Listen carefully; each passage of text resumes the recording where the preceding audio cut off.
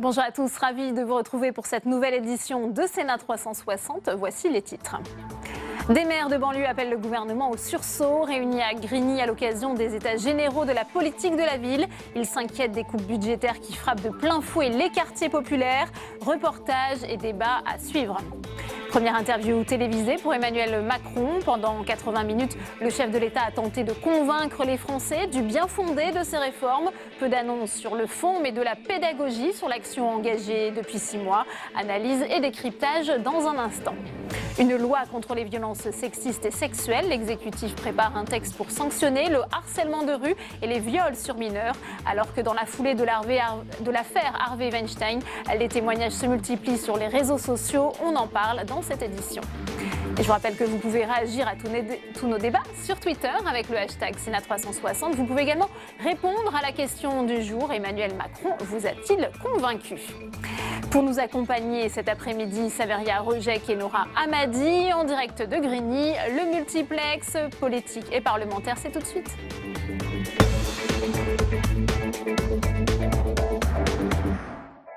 Je vous le disais en titre, les états généraux de la politique de la ville se tiennent aujourd'hui à Grigny, en Essonne, dans un contexte de grogne des élus de ces quartiers populaires. On va retrouver Nora Hamadi en direct de Grigny. Nora, quelles étaient les ambitions de ces états généraux des quartiers populaires aujourd'hui ? Oui, effectivement, Delphine, une ambition assez forte. Il faut dire que face à l'urgence et des annonces en fait au creux de l'été, notamment un budget réduit de moitié, la baisse des contrats aidés, la baisse des APL, autant de mesures qui ont touché en premier lieu les quartiers populaires. Les maires et les collectivités et plus largement les associations se sont réunis aujourd'hui donc à Grigny, dans l'Essonne, sur les terres de Philippe Rio, pour justement interpeller le chef de l'État et le gouvernement sur la difficulté en fait de ces territoires face à cette réalité budgétaire. Donc face à ce constat, ils ont donc décidé de s'organiser et de mettre en place une plateforme. Et bien entendu, on a reçu aujourd'hui beaucoup de politiques, notamment Anne Hidalgo et Valérie Pécresse, qui se sont invités un petit peu au dernier moment pour faire savoir qu'au-delà des clivages partisans, tous les territoires sont aujourd'hui touchés par cette réalité. Je vous propose d'écouter Valérie Pécresse. C'est un pacte qu'il faut conclure pour recoudre le territoire de la République. Et les régions, j'en suis persuadée, ont un rôle important à jouer parce que ce sont les collectivités qui investissent et qui aident les maires à investir ici à Grigny. En tout cas, on essaye de le faire, mais pas seulement à Grigny. Et c'est pour ça qu'il ne faut pas qu'il y ait une fracture entre les métropoles riches, les centres-villes, vous voyez, et puis les territoires qui se sentiraient oubliés. Alors on sait, Nora, qu'un appel a été lancé. Que demandent les élus ?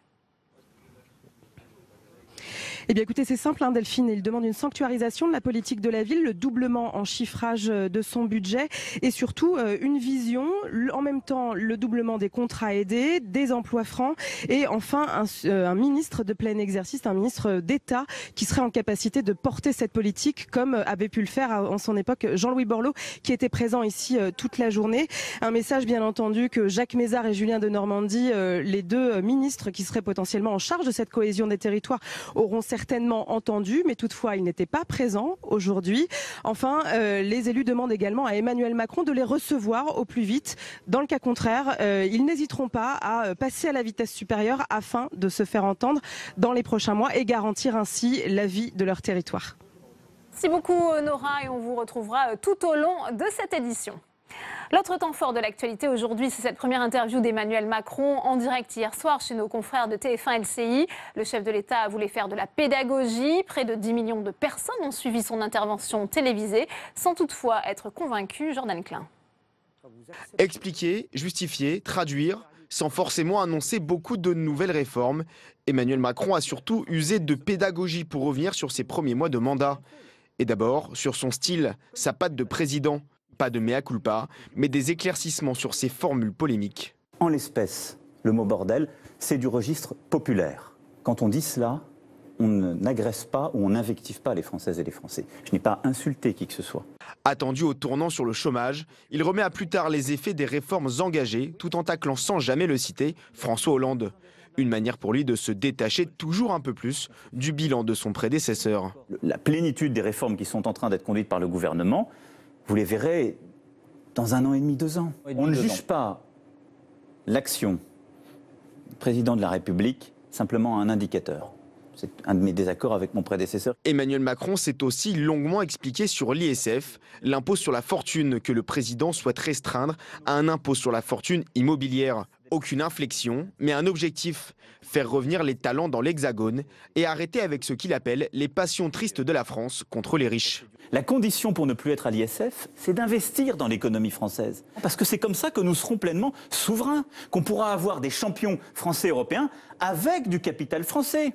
À l'annonce de cette réforme, ses opposants l'ont une nouvelle fois taxé de président des riches, une formule à laquelle il répond entre les lignes en abordant sa famille et ses origines. Moi, je suis un enfant de la province. Je suis né à Amiens, qui est une ville qui a connu beaucoup de difficultés économiques. Donc je ne suis pas l'enfant d'une génération spontanée de nomades itinérants dans un monde où tout va bien. Durant la totalité de l'entretien, le président n'émet aucune autocritique et affirme surtout mettre en place simplement les promesses annoncées pendant la campagne. Et pendant cette interview, le président de la République n'a jamais évoqué un des aspects de son projet qui fâche pourtant le patronat. Il s'agit de l'instauration d'un système de bonus-malus pour limiter le recours au CDD. Les explications de Fabien Recker. Surtaxer les contrats courts pour lutter contre la précarité de l'emploi. L'idée semble avoir fait son chemin au sein du gouvernement. Il est parfaitement envisageable de fixer un certain nombre de critères qui font que les entreprises qui embauchent de manière plus durable puissent être récompensées. Mais c'est Muriel Pénicaud qui négocie cela. Ou sanctionner, bien sûr. Ces règles concerneraient l'assurance chômage, actuellement financée par une cotisation que se partagent l'employeur et le salarié. Alors que la part salariale devrait disparaître, compensée par la hausse de la CSG, le taux patronal pourrait lui devenir variable, selon un principe de bonus-malus. Les entreprises ayant recours au CDD court ou à l'intérim verraient leur taux grimper jusqu'à 10% selon certaines estimations. Les patrons considérés comme vertueux bénéficieraient au contraire de baisses de charges. Ce taux de cotisation serait actualisé chaque année en fonction du comportement de l'employeur. Quant au secteur d'activité où les contrats courts sont d'usage, comme l'hôtellerie ou la restauration, ils pourraient bénéficier de baisses de charges supplémentaires sur les salaires les plus faibles. Pour ce syndicaliste, il s'agit surtout d'empêcher les entreprises de se reposer sur Pôle emploi pour financer leur flexibilité. Aujourd'hui, on a un problème de contrats courts, puisque 50% des contrats sont inférieurs à une semaine en CDD. C'est des contrats qui existent, qui sont juridiquement valables. L'entreprise l'utilise comme elle veut. Par contre, s'il y a un coût pour la société, alors elle paye davantage. Un principe de pollueur-payeur qui ne devrait pas réjouir les organisations patronales. Les syndicats vont être reçus par Édouard Philippe et Muriel Pénicaud dans les prochains jours. Et première réaction avec la sénatrice Marie-Noëlle Lienemann, sénatrice socialiste de Paris. Elle est à vos côtés, Saveria Rojek. Bonjour Marie-Noëlle Lienemann. Bonjour. Bonjour, merci de répondre à nos questions. Alors après cet entretien d'Emmanuel Macron hier soir, quelle est votre analyse? Est-ce que tout d'abord, l'exercice vous a semblé utile? Oui, d'une certaine façon, il l'est parce qu'il a complètement révélé ce qu'est Emmanuel Macron. Très satisfait de lui, quand même très décalé des réalités. Et par ailleurs, au fond, assez méprisant des Français, ou en tout cas très négatif sur eux. Il nous a refait le coup de la jalousie, les Français seraient jaloux. Il n'a pas compris que depuis 1789, ce pays est attaché à la lutte contre les privilèges et à l'égalité. Voilà, donc on sent un président un peu hors sol, dans son univers, qui continue à ne pas regarder ce qui se passe. Et puis, plus grave, je crois quand même qu'il fait des mauvais diagnostics à la fois de l'état de la situation et des rebonds possibles pour la France et nécessaires pour la France. Pour moi, l'exemple le plus frappant, c'est la question du chômage. Alors, on va y venir, mais tout d'abord, restons une minute sur l'exercice. 61% des Français aujourd'hui ne se disent pas convaincus. Vous ne retenez rien de positif ? Si, on peut toujours trouver des choses positives. Moi, par exemple, je trouve qu'ouvrir un débat en France sur l'entreprise est une bonne idée, à condition qu'on ne le fasse pas de manière dogmatique et qu'on commence déjà à parler que de la participation, alors que, par exemple, le débat sur la cogestion allemande, la manière dont les droits des salariés et leur pouvoir dans l'entreprise peut être amélioré, mais réfléchir sur le statut de l'entreprise en France me paraît une bonne idée. Simplement, en attendant, il faut quand même prendre des mesures beaucoup plus rapides pour améliorer notre situation économique et sociale. Et alors cette notion de premier de cordée, pour parler de ceux qui réussissent, pour parler de ceux qui ont fait fortune, est-ce que c'est une notion à laquelle vous souscrivez? Alors là, pour ceux qui croyaient qu'il y avait et de gauche et de droite, franchement, idéologiquement, c'est complètement de droite, et encore une certaine droite. D'abord, ne serait-ce que du point de vue de la comparaison, le premier de cordée, si derrière tout le monde ne suit pas, et s'il n'y a pas une dynamique collective qui fait avancer la cordée, encore plus si le dernier de cordée est dans une situation de fatigue, de lassitude ou de décrochage, eh ben, je lui souhaite bien du plaisir, effectivement la cordée tombera. D'ailleurs, c'est une belle image parce qu'au fond, elle caractérise bien ce qui devrait être notre préoccupation, c'est-à-dire de lutter contre les inégalités pour que tout le monde marche d'un même pas. Alors Emmanuel Macron affirme que les réformes porteront leurs fruits d'ici 1 an et demi, 2 ans, mais il ne veut pas non plus, il l'a dit, être jugé que sur la baisse du chômage. Si ce n'est pas sur le chômage, sur quoi peut-on se baser pour juger l'action du gouvernement, justement? S'il avait dit le seul paramètre du chômage, et surtout les courbes, les chiffres, qui cachent quand même des réalités très étonnantes. Vous savez, moi j'ai été frappée du débat en Autriche. On dit, comment les Autrichiens votent à l'extrême droite alors ils ont un taux de chômage bas. En réalité, quand vous avez des débats en Autriche, ils ne sont pas d'accord sur les chiffres. Mais surtout, au-delà de cela, moi j'aurais aimé qu'ils nous disent qu'ils n'allaient pas regarder que l'emploi, mais aussi le niveau de vie des Français, mais aussi la lutte contre la pauvreté, mais aussi la manière dont notre industrie a repris pied, comment on est en situation de se projeter collectivement vers l'avenir. Alors oui, tout ça serait nécessaire, sauf qu'il n'a évidemment pas cité ces exemples-là. Très bien, merci beaucoup. Merci Marie-Noëlle Lienemann d'avoir répondu aux questions. Merci. Merci à vous, Saveria. Alors Emmanuel Macron a-t-il convaincu lors de cette première interview télévisée? On pose tout de suite la question à mes invités dans le premier débat de Sénat 360.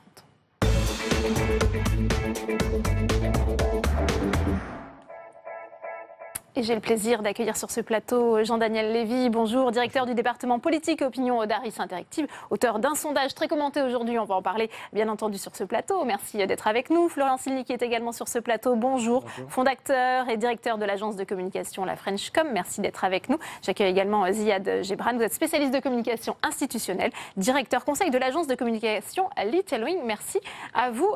Première question pour vous Jean-Daniel Lévy, puisqu'on a dit que c'était la première grande explication télévisée pour le chef de l'État. A-t-il été convaincant aujourd'hui? Si vous prenez 100 Français qui ont été exposés directement ou indirectement à la prise de parole du président de la République, la réponse est non, parce qu'on a 61% des Français qui ont soit suivi la totalité, soit une partie de l'émission, soit éventuellement qui se sont forgés un avis en regardant les débats tels qu'ils ont pu être effectués hier après l'intervention du président de la République. 61% donc qui déclarent ne pas avoir été convaincus.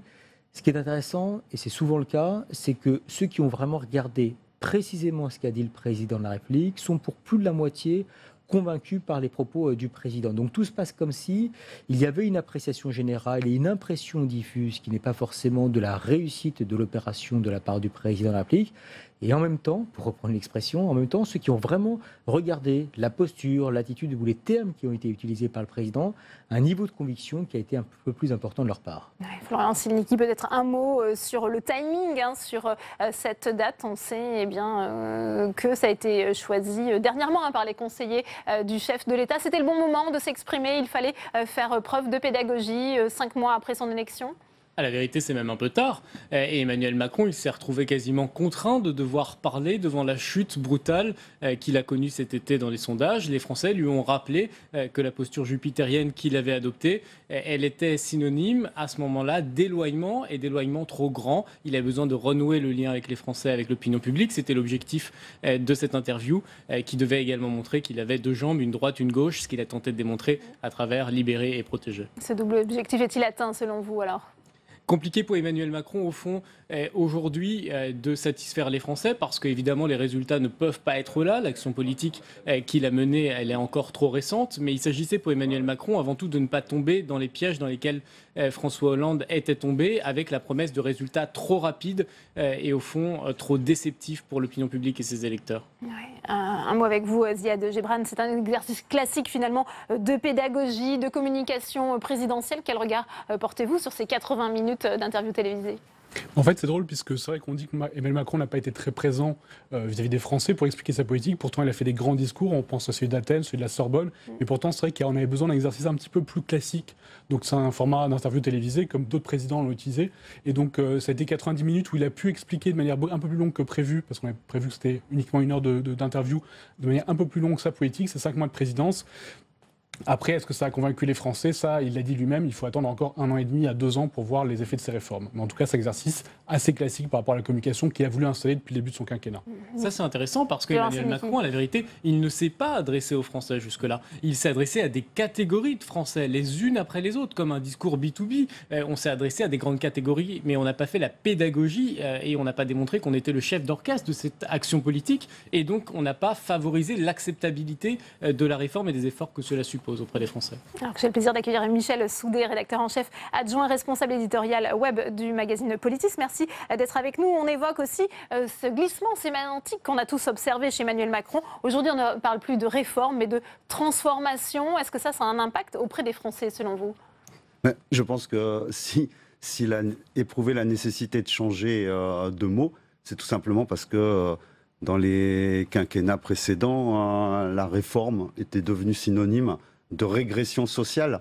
Mais ce n'est pas parce qu'il va changer le mot qu'il change la nature, le contenu et la nature des réformes qu'il entreprend, qui sont, elles, effectivement, de ce point de vue, une régression tant sur le code du travail qu'en matière de fiscalité.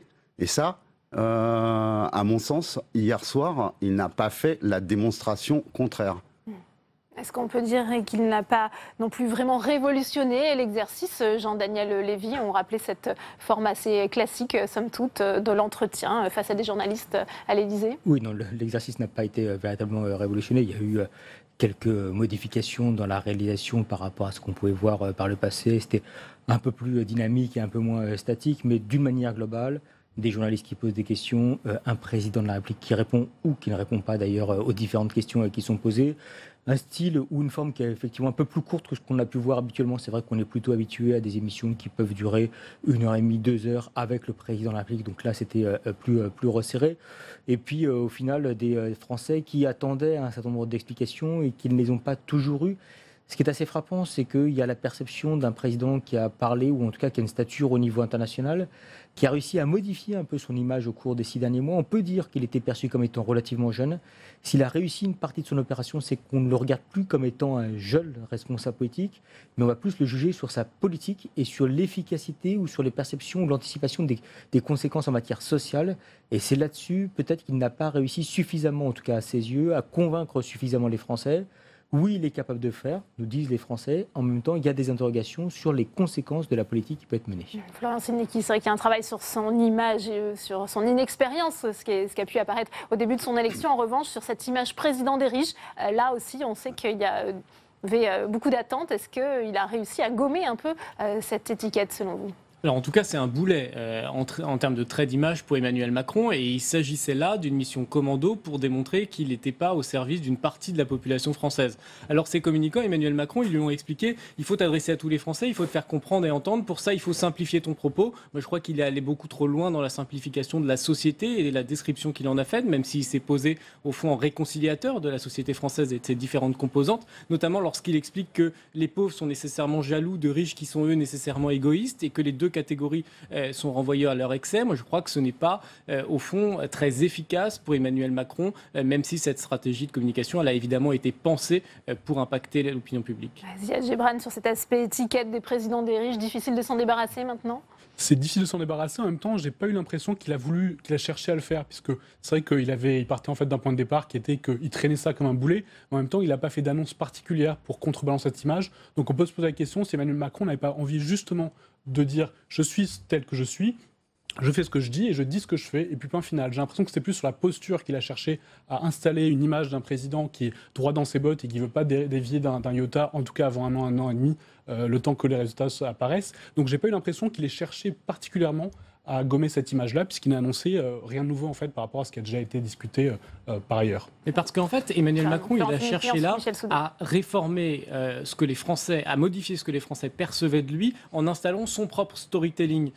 L'enfant des provinces, qui n'est pas de la ville, qui n'est pas une grande capitale, qui n'est pas né riche, tous ces éléments, il devait permettre à Emmanuel Macron d'influer sur la perception des Français. Pas sûr que ce soit si efficace que cela. Non, je pense même que c'est raté parce que quand on évoquait l'exercice assez convenu, le style de ce genre d'entretien qui existe finalement depuis le général de Gaulle, on a bien vu au moment où la question a été posée sur le président des riches, comment dans ce style d'exercice, Emmanuel Macron a joué la connivence avec ses 3 intervieweurs en les mettant dans le cercle des riches pour montrer qu'il y avait une gêne à parler de ce genre de choses et qu'il fallait ne pas pousser trop loin l'exercice d'interrogation, d'approfondissement.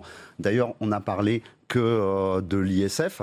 Non pas, il n'a absolument pas été question de la flat tax qui va limiter l'imposition des revenus du capital à 30%, mais 30% CSG et CRDS comprises, ce qui fait un taux d'imposition de 12,8, c'est-à-dire un taux d'imposition qui est celui de très très très nombreux Français qui ont un salaire tout à fait moyen. Et ensuite, quand il a discuté, il a avancé des arguments, on ne peut pas dire non plus qu'il a essayé de contrecarrer cette image, parce que certes, il dit qu'il n'est pas d'accord avec, il ne croit pas à la théorie de ruissellement, mais la métaphore qu'il propose en échange, celle du premier de cordée, n'est pas plus convaincante non plus, parce qu'on connaît beaucoup de premiers de cordée qui, pour leur ascension, sont prêts à se séparer de tous leurs suivants et de se délester. On l'a vu dans une enquête qu'on avait publiée il y a 1 an chez Free, qui a donné lieu à un cache investigation que tout le monde a pu voir. Et il y a bien d'autres capitaines d'industrie ou de sociétés de services qui procèdent comme ça, qui ont des méthodes managériales complètement limites, scandaleuses, et qui vont se retrouver confortés par la réforme du Code du travail qui est entreprise. Ouais. Que disent les enquêtes d'opinion, Jean-Daniel Lévy, sur cet aspect étiquette de président des riches? Il a du mal à s'en défaire, Emmanuel Macron? En tout cas, c'est relativement récent. C'est apparu au cours de l'été. Il y a eu la confrontation d'un côté baisse des APL, suppression de l'ISF qui a été émis et entendu en fait, de la part des Français courant juillet. Et c'est d'ailleurs à ce moment-là en fait, que Emmanuel Macron, comme le Premier ministre, baisse assez fortement dans les sondages en matière de confiance. Et que quand on regarde aujourd'hui les principales critiques qui sont émises à l'égard du Président de la République, c'est effectivement autour de ce sentiment d'une politique qui est une politique qui n'est pas en faveur de l'égalité d'un côté, une politique qui est plutôt en faveur effectivement des riches, avec effectivement cette thématique, le Président des riches, qui constitue une ossature difficile, ou en tout cas un point difficile à se débarrasser de la part d'un président. On sait qu'en France, contrairement à d'autres pays, la richesse ou le fait d'avoir beaucoup d'argent n'est pas fortement valorisé. Et que même la réussite d'une manière globale, ou en tout cas la réussite entrepreneuriale, n'est pas nettement valorisée. Vous prenez parmi les personnalités qui font le plus rêver les Français, vous prenez les personnalités qui sont les plus emblématiques de la société française, il y a peu de chefs d'entreprise, il y a peu d'entrepreneurs, il y a peu de leaders en tant que tels qui apparaissent, en tout cas qui sont valorisés, contrairement à ce qui peut se passer par exemple en Grande-Bretagne ou aux États-Unis. Donc le fait d'être ce président des riches en tant que tel, ça n'est pas forcément le signe d'être le président proche de la réussite, mais plutôt proche potentiellement de l'inégalité. Donc il y aura probablement effectivement, si le président veut le faire changer, de la part d'Emmanuel Macron, arriver à modifier cela et à faire entendre que les classes moyennes et les catégories populaires peuvent avoir accès à des conditions qui sont des conditions particulières en termes de politique publique. Ouais, Florian Sénécal, il y avait quand même une volonté de la part de l'exécutif de mettre en avant la coloration sociale, le coup de barre à gauche des dernières mesures et notamment l'acte 2 des réformes sociales avec ce chantier de l'apprentissage, de l'assurance chômage et de la formation professionnelle. Mais aussi ce débat sur la société au sens d'entreprise, mais aussi celui de la participation. Emmanuel Macron, il a tenté de mettre au débat des thématiques en démontrant que dans ces débats, il serait celui qui veillera à protéger les plus fragiles. Ça visait sans doute évidemment à effacer cette étiquette, ce sparadrap qu'il a sur sa chemise. C'est trop juste. Emmanuel Macron, hier, il n'a pas suffisamment fait preuve au fond de sa mobilisation Macron à être du côté de la protection, alors qu'il avait fait preuve dans ses premiers mois d'action politique de beaucoup de conviction et de mobilisation du côté de la libéralisation des énergies. Cette, au fond, balance qui se déséquilibre d'un côté est sans doute ce que Emmanuel Macron aura de plus difficile à faire en termes d'image dans les mois qui viennent. Pardon, avant de continuer ce débat, je vous propose tout de suite de prendre la direction de la salle des conférences pour la réaction de Roger Karoutchi, sénateur Les Républicains des Hauts-de-Seine, qui est à vos côtés, Saveria Rojek. Absolument. Bonjour Roger Karoutchi. Bonjour. Alors le président a assumé sa méthode, sa ligne politique et même ses propos. Est-ce qu'il vous a convaincu? Qu'est-ce que vous retenez de cette intervention? Convaincu, non. Enfin, convaincu qu'il a une ligne politique, la sienne, oui. Mais convaincu sur le fond, non. Que le président légitime les choix qui ont été faits, légitime l'action du gouvernement, je ne vois pas comment au bout de 5 mois il aurait déjà pu dire qu'il y a eu des erreurs ou qu'il y a eu des choses à changer. Donc c'est assez légitime, logique, qu'il explique, qu'il soit pédagogue, qu'il se dise, ce qui est plus inquiétant, qu'en réalité c'est lui qui doit expliquer la politique du gouvernement. Sous-entendu quand même quelque part, il y a des failles dans la com du gouvernement ou des ministres, puisque c'est le président de la République lui-même qui doit faire le job. Mais sur le fond, il n'y a pas d'annonce, il n'y a pas d'éléments nouveaux sur sa ligne politique. Est-ce que les justifications sur son style, sur son vocabulaire, elles étaient attendues, elles étaient nécessaires ?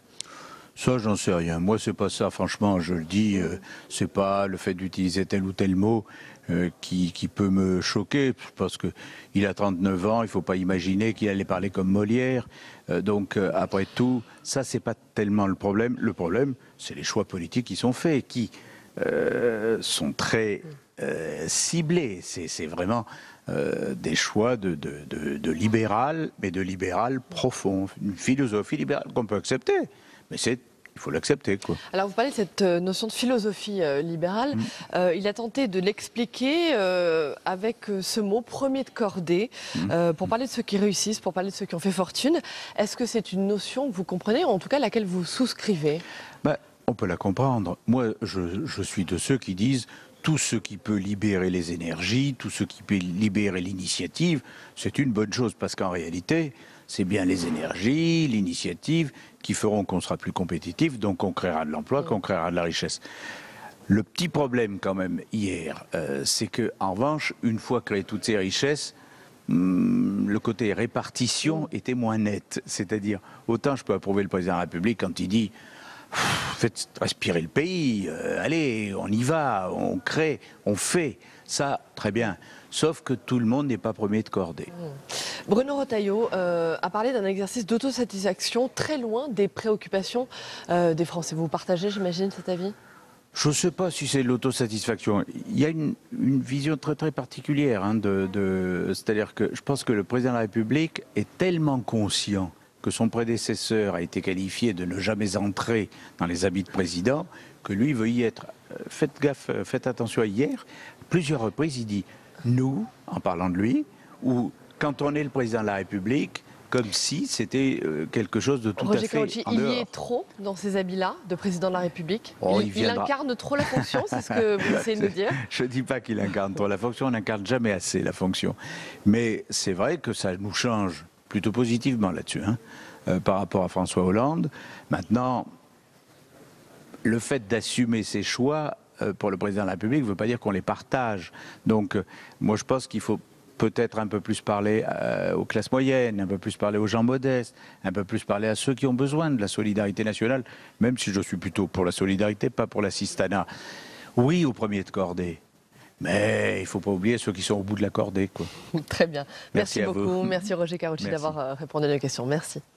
Merci à vous, Saveria. C'est intéressant ce que vient de dire Roger Karoutchi, Ziad Gebran, sur cet aspect d'habit de président. On sait qu'il a peut-être retenu les leçons de son prédécesseur, Emmanuel Macron. Attention quand même à ne pas tomber dans l'hyper-présidence. Ça, c'est aussi un autre risque. L'hyper-président, non, parce qu'aujourd'hui, il vérifie vraiment à ce que ses prises de parole soient calibrées, il vérifie vraiment à ce que son image ne soit pas omniprésente dans les médias. En revanche, c'est vrai qu'il cherche à montrer que c'est lui le chef, c'est lui qui est aux commandes. L'épisode avec le général Pierre de Villiers l'été dernier nous a montré qu'il veut à tout prix montrer que c'est lui qui est en commande. Et on a vu beaucoup de fois hier dans l'interview le fait qu'il disait « j'ai été élu pour, je vais pour », enfin « je vais ». Donc vraiment l'affirmation de la première personne du singulier pour montrer que c'était lui qui était aux commandes, même si après le gouvernement et les ministres avaient leur rôle à jouer. Mais c'est lui qui est en charge, c'est lui le président et c'est lui l'huile chef. Michel Soudet, pas beaucoup de références, ou en tous les cas en creux à François Hollande, sans clairement le désigner. Je n'ai pas remarqué non plus qu'il parlait beaucoup d'Édouard Philippe. Qu'est-ce que ça dit, cette interview, de son rapport justement avec son Premier ministre dans le partage du pouvoir ? Dans le partage du pouvoir, on voit très bien qu'il assume le commandement. D'ailleurs, toutes les informations qu'on peut avoir fait qu'il a quasiment... il régente quasiment tout. Il s'occupe de tous les détails, etc. Il est omniprésent sur toutes les questions et il revendique ce côté « c'est moi le chef ». Il le revendique aussi pour justifier ses réformes in extremis par faute d'arguments très convaincants. Le dernier argument, c'est l'argument d'autorité. J'ai un mandat, j'ai été élu pour, etc. Là, il y a quand même un problème politique, c'est qu'il oublie les circonstances de son élection, le fait que beaucoup de gens ont voté pour lui déjà au premier tour pour éviter un Fillon ou un Marine Le Pen. Au deuxième tour, les gens ont voté pour lui parce qu'ils ne voulaient pas de Marine Le Pen, c'était ça ou l'extrême droite. Donc, c'est pas par conviction ou pour lui donner un mandat véritablement. Il n'en tient pas compte. Et il le sait très bien d'ailleurs, puisque le 7 mai, le soir de sa victoire, il disait « J'ai été élu par des gens qui ne m'ont pas choisi ». C'est un mot qui a été rapporté par Christophe Castaner, son porte-parole, dans une interview à Corse Matin début août. Ça disait bien pourtant les circonstances de l'élection. Or là, on voit qu'il n'en tient absolument pas compte. Et on a vu pour le moment la liberté, mais pas la protection, puisque c'est son leitmotiv, c'est libérer et protéger. Donc on a ouvert le poulailler au renard, mais derrière... on ne voit pas très bien, ni sur le chômage, où il a reculé par rapport à ses promesses de campagne. Il a commencé à reculer en allongeant le temps, en disant qu'il faudrait, quand on est démissionnaire, avoir un projet. Il y a eu des petits rétropédalages ou des petites précisions. Et sur la formation, j'insiste, parce que sur la formation, il dit que c'est la plus grosse source d'inégalité. Mais on voit mal comment il enclenche une nouvelle politique de formation, en commençant par supprimer 450 millions aux régions qui sont en charge de la formation et en présentant un budget des universités qui, pour la 7e année consécutive, est un budget où la dépense par étudiant régresse. Florian Célniky, sur cet aspect, effectivement, sur cet argument d'autorité, on ne tient pas 5 ans avec ça. C'est clair, vous avez raison. Emmanuel Macron, il a beaucoup de chance. Il a beaucoup de chance parce que, au fond, la seule opposition qui s'exprime aujourd'hui, c'est Jean-Luc Mélenchon. Et vous avez à droite et à gauche de notre échiquier politique les deux grands partis traditionnels qui se regardent et qui cherchent comment se renouveler, mais qui pour l'instant n'arrivent pas à exister. Et donc ça fait que le président de la République, il est, quoi qu'il arrive, dans une position très confortable parce que personne n'est suffisamment fort pour le déstabiliser ou atténuer dans un sens ou dans l'autre sa politique. Et puis Jean-Luc Mélenchon lui-même, s'il est meilleur opposant, il n'est pas jugé aujourd'hui par les Français comme une alternance possible crédible. Sur le style lui-même, pour dire deux mots, moi je crois qu'à vouloir être un anti-Hollande, il a quand même fini beaucoup par ressembler à Nicolas Sarkozy. Jean-Daniel Lévy, sur le style, les journalistes hier ont passé beaucoup de temps justement sur tous les vocables utilisés par le chef de l'État, au détriment peut-être justement de cette coloration sociale que l'exécutif souhaitait mettre en avant. Que vous disent justement les Français que vous avez sondés sur cet aspect? On sait par exemple qu'il y a des mots ou des termes qui sont mal passés, et notamment le terme bordel par exemple qui a été utilisé par le président de la République, avait été assez fortement critiqué par les Français lorsqu'on les interrogeait. Ce qui est assez frappant, c'est qu'il cherche à laisser entrevoir que le fait de parler avec des mots qui sont des mots familiers montre bien la proximité qu'il peut avoir avec les Français, notamment les classes moyennes ou les catégories populaires. Ça n'est pas le cas. Ça n'est pas le cas dans les études qu'on peut voir et ça n'est pas le cas même dans les attentes qui peuvent être exprimées à l'égard du président de la République. Il y a une forme, et on sait qu'il y est sensible, d'imaginaire qui est développé par le président de la République, de représentation, de symbolique, de capacité à pouvoir porter ce qu'est la société française. Et souvent, les Français souhaitent plutôt être tirés vers le haut que tirés vers le bas. Et lorsqu'il y a des termes qui sont utilisés, qui ont tendance à valoriser la société française, en général, nos concitoyens y sont positivement attentifs. Et on voit bien que ce sur quoi aujourd'hui il y a des points sur lesquels les traits d'image d'Emmanuel Macron pêchent, c'est notamment la dimension de proximité avec les Français. Et on sait que c'est un des points sur lesquels les responsables politiques sont les plus attendus. Certes, vous avez fait des études, nous disent-ils, certes, vous êtes capable de pouvoir proposer des solutions, mais est-ce que vous connaissez véritablement notre vie quotidienne? Est-ce que vous savez les conditions dans lesquelles nous sommes amenés à évoluer dans le cadre de notre vie de tous les jours? Et dans ce contexte-là, le fait d'apparaître comme étant coupé pose un problème pour l'appropriation du message. C'est vrai que ce n'est pas un élu de terrain, ça lui est souvent reproché. Ziad Gibran, est-ce qu'il peut recoller justement les morceaux et se montrer plus proche des Français selon vous? C'est vrai qu'il part avec un handicap, c'est qu'il n'est pas comme Chirac, un élu qui a commencé en fait vraiment dans le terroir, entre guillemets, ni comme François Hollande. Il faut qu'il réussisse en fait à imaginer des nouveaux dispositifs de prise de parole, un peu comme il avait fait pendant la campagne. Là aujourd'hui, il a voulu reprendre un format un peu classique vis-à-vis des journalistes politiques, qu'il a quand même beaucoup écarté de la communication présidentielle depuis le début de son mandat, en voulant s'adresser à d'autres types de presse. Il faut qu'il arrive justement à trouver des nouveaux modes, des nouveaux canaux de communication qui lui permettent d'avoir une prise directe avec les Français, que ce soit à travers des déplacements ou à travers des outils digitaux. Mais c'est vrai qu'on a vu avec le choix qu'il a fait hier, c'était de vouloir parler avec à la plus grande partie des Français via la télévision, qui reste un média de masse. Mais en tout cas, il n'a pas encore trouvé le bon canal de communication pour renforcer ce lien avec les Français. Florian Selnicki, peut-être pour conclure, un bilan en demi-teinte, mais un exercice nécessaire, un passage obligé. Un exercice indispensable, et puis il est intéressant hier de remarquer que le président de la République nous a expliqué que c'était un honneur d'avoir parlé à la presse comme médiateur de l'information avec les Français, alors que c'est ces mêmes journalistes qui étaient rejetés jusque-là par ces équipes de communicants. Il a donc fait un rétropédalage ici aussi. Michel Soudé. Il faut bien un petit peu d'hypocrisie dans ce genre d'exercice, mais on a bien vu qu'il y avait une grande contradiction entre le fait d'assumer les propos blessants qu'il a pu tenir, feignants, cyniques, les gens qui ne sont rien, et en même temps dire j'aime la France, j'aime les Français. Là, il y a une contradiction, et je pense que ça n'a pas convaincu grand monde. Hein. Eh bien, merci à tous les quatre d'être venus en débattre sur le plateau. Je vous rappelle que vous pouvez continuer à voter à notre question Twitter. Emmanuel Macron vous a-t-il convaincu ? Dans le reste de l'actualité aujourd'hui et dans la foulée de l'affaire Harvey Weinstein, les langues se délient et les témoignages de femmes victimes de harcèlement et d'agressions sexuelles se multiplient sur les réseaux sociaux. C'est dans ce contexte que le gouvernement prépare un projet de loi pour sanctionner les violences sexistes et sexuelles. Le harcèlement de rue pourrait ainsi être verbalisé par la future police de sécurité du quotidien, Cécile Sixou. Hashtag balance ton port au lieu de porter plainte. Les langues se délient sur Twitter. Sous le hashtag balance ton port, depuis quelques jours, des milliers de femmes racontent le harcèlement dont elles sont victimes. Pour Fatima Benomar, militante féministe, il était temps de briser l'omerta.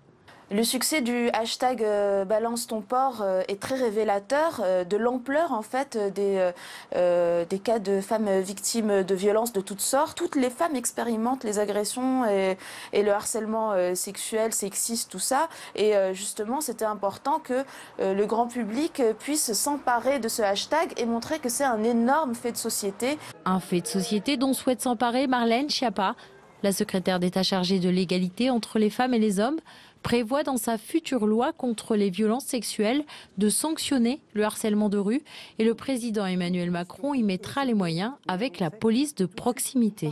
Cette police de sécurité du quotidien, elle aura dans ses priorités la lutte contre le harcèlement et en particulier dans les transports, puisque c'est beaucoup là que ça se joue aussi.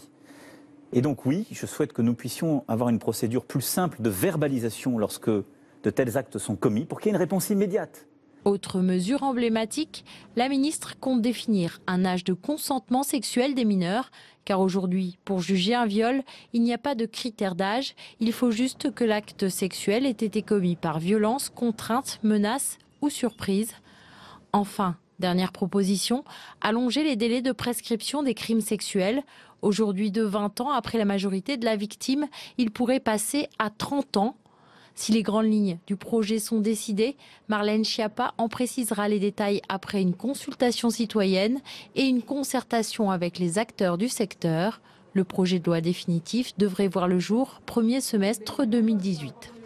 Et pour évoquer ce projet de loi, notre invité Jackie Coulon, secrétaire national de l'Union syndicale des magistrats. Il répond tout de suite aux questions de Tam Tranui dans le face-à-face. Merci.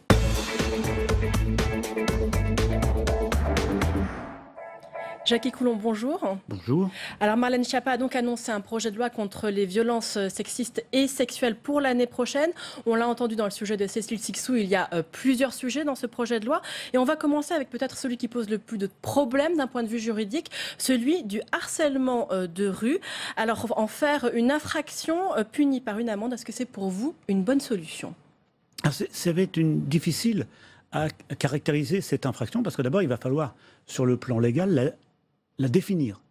Or, on sait qu'une précédente infraction de harcèlement sexuel qui a été prévu par une loi de 2010, a été déclaré inconstitutionnel par le Conseil constitutionnel en 2012, en mai 2012, parce qu'elle était insuffisamment précise. Rappelons que le texte prévoyait alors que constituait le harcèlement sexuel le fait de harceler autrui en vue d'obtenir des faveurs sexuelles.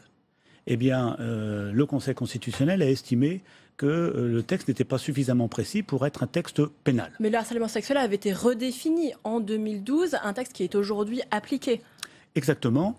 Quelques mois plus tard, par une loi d'août 2012, le législateur a fait un nouveau texte qui définit plus précisément des faits de harcèlement sexuel qui doivent être alors soit de deux ordres, soit des faits qui sont des faits répétés et à connotation évidemment sexuelle et qui vont porter atteinte à la dignité de la personne ou qui vont la mettre dans une situation difficile.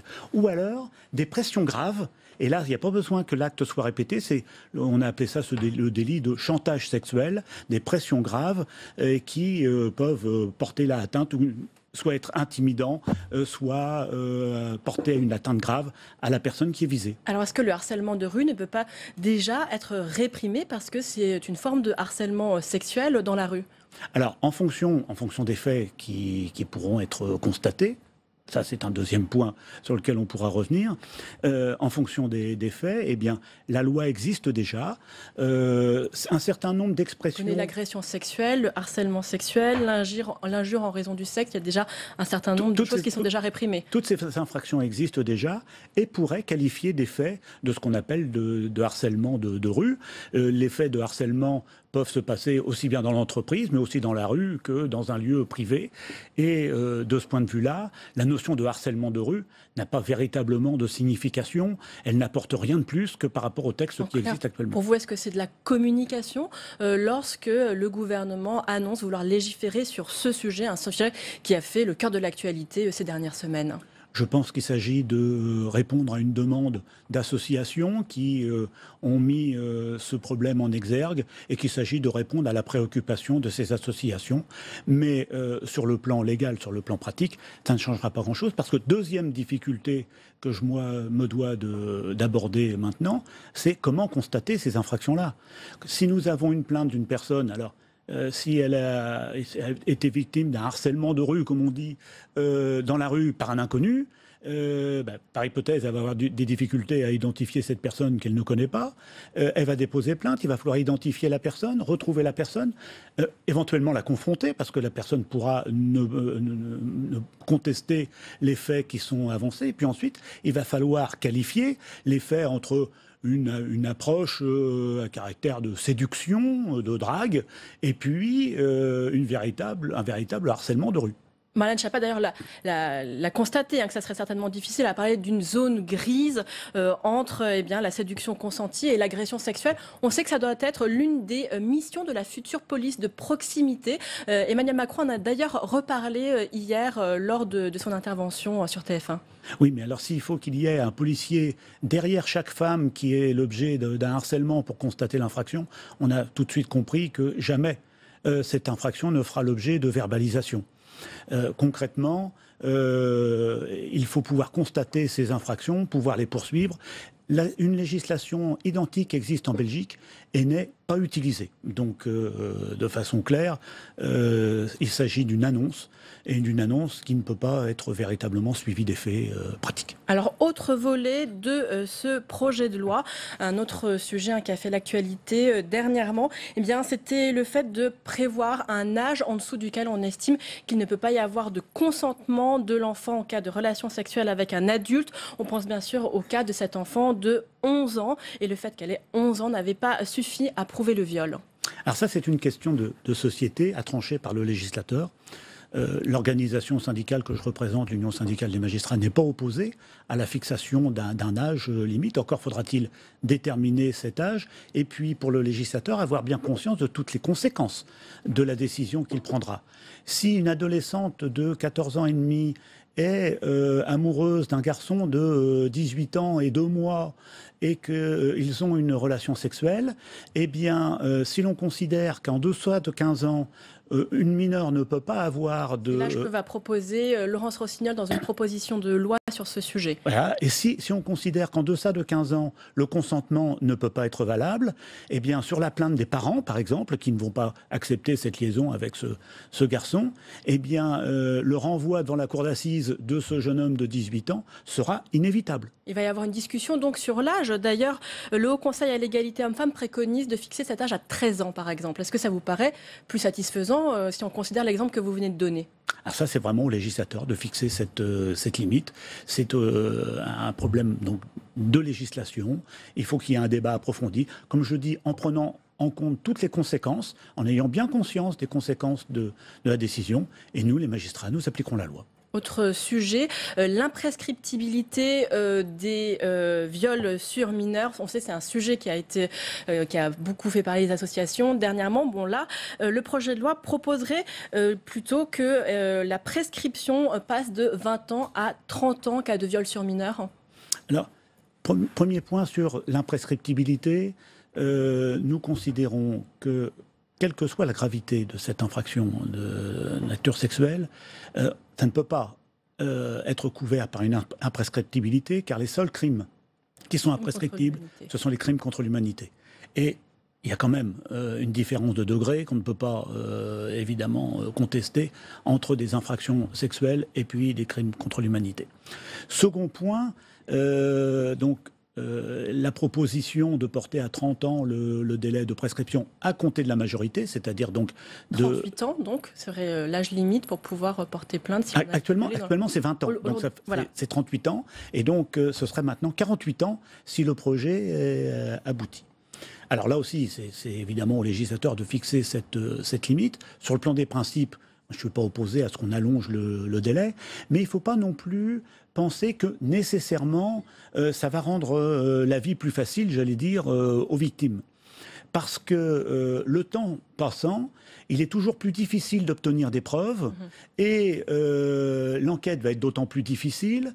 Des confrontations avec le retour sur le détail des faits qui auront été commis plus de 30 ans après, puisque c'est 30 ans à partir de la majorité. Donc ça pourra être des faits qui remontent à 35 ou 40 ans, et à un moment où la victime était très jeune. Et il va falloir qu'elle se souvienne... Ça laisse plus de chance à des personnes qui peuvent avoir une amnésie traumatique, qui peuvent avoir des problèmes d'emprise. Ça laisse toujours un peu plus de temps. Alors, on oui, peut entamer la démarche, mais vous voulez dire ça que ça laisse plus de temps, mais il n'est pas certain que le résultat judiciaire soit à la hauteur des espérances, dans la mesure où, si la preuve n'est pas rapportée que l'auteur a commis les faits, eh bien, il ne pourra pas soit être poursuivi, donc il y aura des classements sans suite, ou il sera relaxé ou acquitté à la cour d'assises, et finalement, on risque d'avoir un mal bien plus grand encore que le traumatisme qui avait été plus ou moins enterré pendant des années, qu'on a ressorti, et puis qui arrive à des difficultés.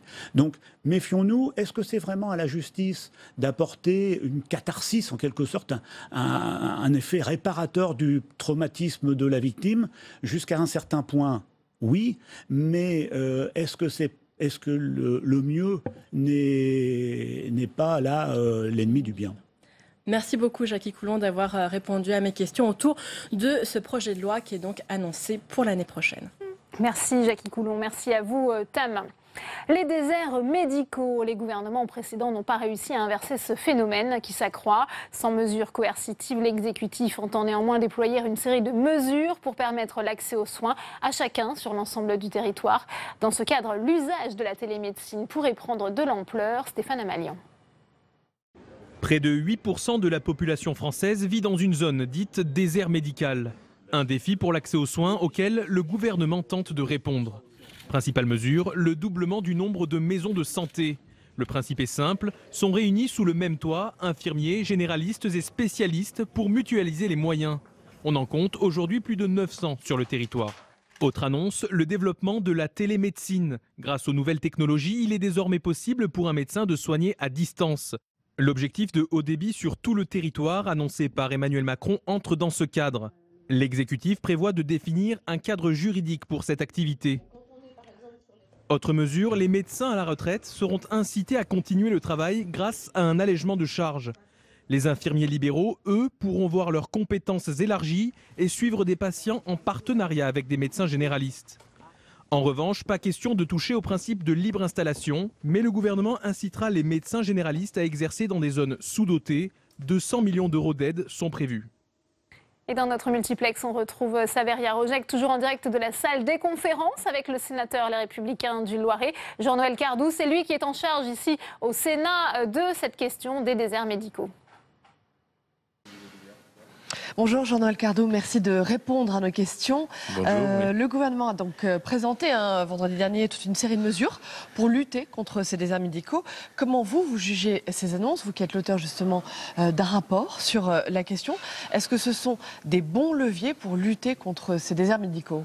Mais nous sommes tout à fait en phase avec ce qu'a annoncé le gouvernement, puisque nous avions eu avec mon collègue Daudigny, nous avions rencontré la ministre quelques jours auparavant, et en fait la plupart des mesures qui sont annoncées, plus d'autres, évidemment, sont tout à fait conformes à ce que nous souhaitions dans notre rapport. Alors, de nombreuses initiatives ont été mises en place depuis 10 ans, financées par l'État, par les collectivités territoriales, par l'assurance maladie. Comment jugez-vous ces initiatives qui ont été mises en place? Pour l'instant, on a l'impression que le mode incitatif n'est pas suffisant.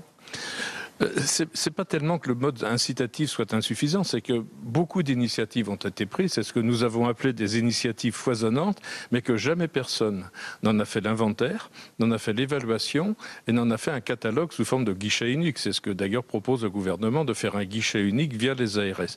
Et en fait, c'est très bien d'avoir pris ces initiatives, mais il faut un peu coordonner tout ça et tout au moins les structurer à l'échelon national, puisqu'elles peuvent différer d'une manière fondamentale entre différentes régions en fonction de la politique des ARS. Et c'est ce que propose de faire aujourd'hui le gouvernement, à votre sens? C'est ça, le gouvernement propose de remettre un peu d'ordre dans toutes ces initiatives,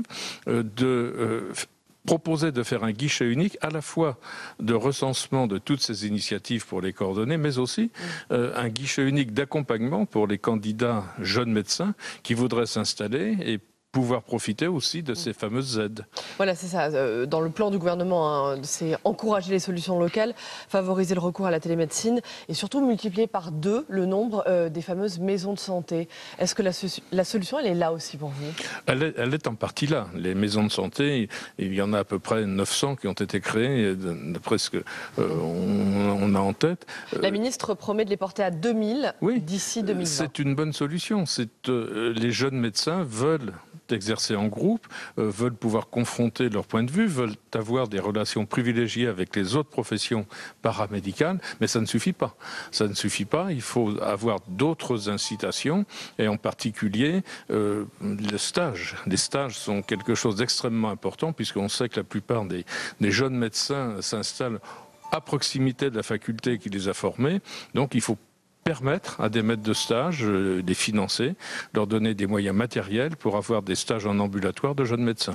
Une dernière question, Hervé Maurey, le président de la commission de l'aménagement du territoire ici au Sénat, a lui dressé un constat sévère de ce que propose le gouvernement. Selon lui, les mesures annoncées ne régleront rien, le plan n'est pas à la hauteur des enjeux.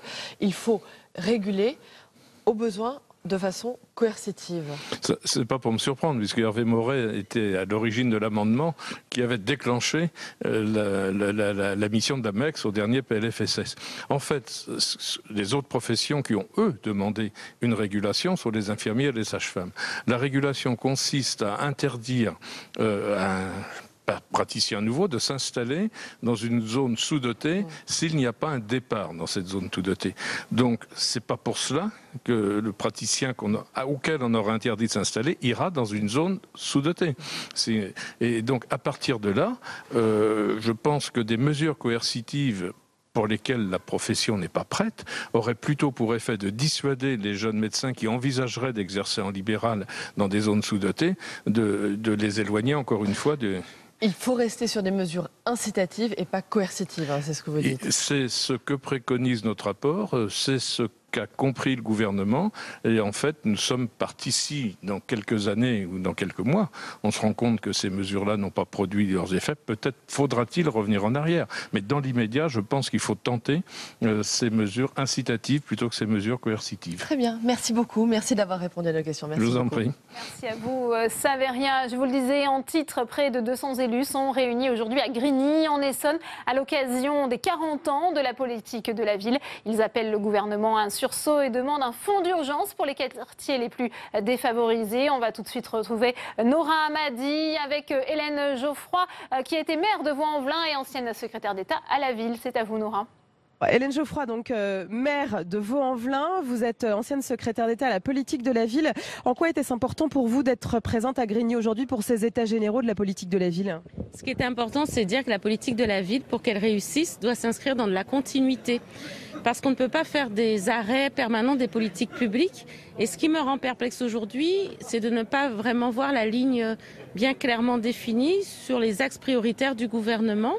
On a un enjeu très fort, c'est ce que nous avions commencé à porter, qui n'a pas porté tous ses fruits, je le sais bien, c'est que l'ensemble du droit commun revient dans nos quartiers populaires. C'est-à-dire quand on parle d'emploi au niveau national, il faut mettre des moyens complémentaires au niveau des quartiers populaires, sinon le chômage prend plus de temps à diminuer que dans le reste du pays. Sur l'école, de la même façon, des moyens pour nos écoles.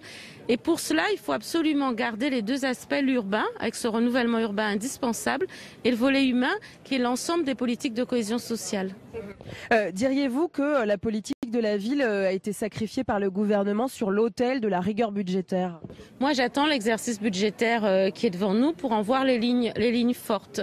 Et dans les lignes fortes, ce qui sera important comme signal, me semble-t-il, c'est que le budget de l'ANRU continue sa progression pour pouvoir restructurer nos quartiers et surtout que l'ensemble des ministres se sentent concernés par ce qui se passe dans nos quartiers populaires, parce que si sur les questions de l'emploi, le chômage diminue partout, mais que dans le même temps, les contrats aidés s'arrêtent, que dans le même temps, toutes les actions autour de l'apprentissage dans les quartiers populaires qui ont besoin de plus de force ne sont pas menées, eh bien, cela veut dire qu'on aura fait de l'urbain sans l'humain et que nous n'aurons pas résolu tous les problèmes.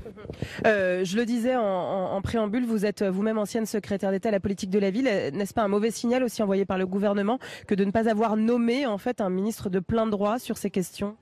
Moi, ce que j'aurais aimé, c'est que le ministre de la Cohésion des Territoires, ce qui est intéressant parce qu'il a plusieurs volets, et je trouve ça plutôt bien d'avoir un gros ministère. Mais encore faut-il que ce ministère, évidemment, soit au plus haut placé dans la hiérarchie de l'État. Michel Rocard, qui avait été celui qui avait initié les ministères de la ville, disait qu'un ministre de la ville doit être auprès du Premier ministre pour pouvoir finalement avoir une vision transversale sur tous les champs de la société. Et pour avoir été moi-même secrétaire d'État, je le rejoins aujourd'hui sur cet état d'esprit. En attendant, ni Julien Denormandie ni Jacques Mézard ne sont présents aujourd'hui.